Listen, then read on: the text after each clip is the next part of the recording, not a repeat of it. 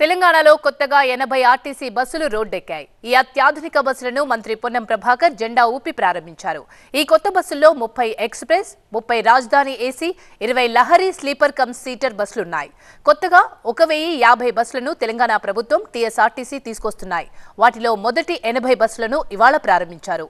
ప్రభుత్వం 1050 కొత్త బస్సుల కోసం 400 కోట్లు ఖర్చు పెట్టింది. మహాలక్ష్మి పథకంతో పెరిగిన రద్దీని తగ్గించేందుకు కొత్త బస్సులను కొనుగోలు చేసినట్లు చెప్పారు మంత్రి పొన్నం ప్రభాకర్.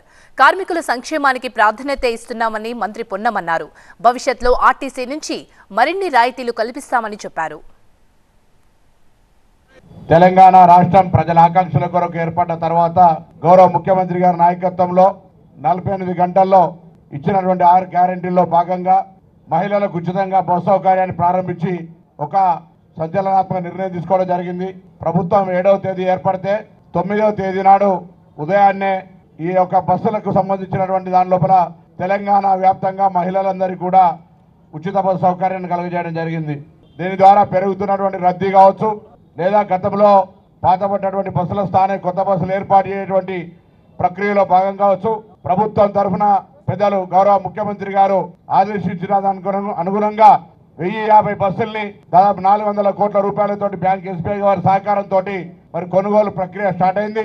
మరి ఆ బస్సులన్నీ కూడా హైదరాబాద్ నగరంతో పాటుగా తెలంగాణ వ్యాప్తంగా అన్ని జిల్లాల లోపల ప్రజల సౌకర్యార్థం ఉపయోగించబడతాయి. ఈ ఆర్టీసీ సంస్థను కాపాడుకోవడానికి కావచ్చు, సంస్థ ఎదగడానికి కారకులైనటువంటి కార్మికులందరి సంక్షేమం మా ప్రథమ లక్ష్యం అనే మాట కూడా ఈ సందర్భంగా మనం చేస్తున్నాం. ప్రభుత్వం నిన్ననే ఆర్టీసీ సంస్థను ఈ బస్సులతో పాటుగా త్వరలో ముఖ్యమంత్రి గారు నిర్ణయం చేశారు. వారి చేతుల మీదుగా 1000 కాలుష్య రహిత నిర్మూలనకు సంబంధించి ఒక 1000 ఎలక్ట్రికల్ బస్సులు కూడా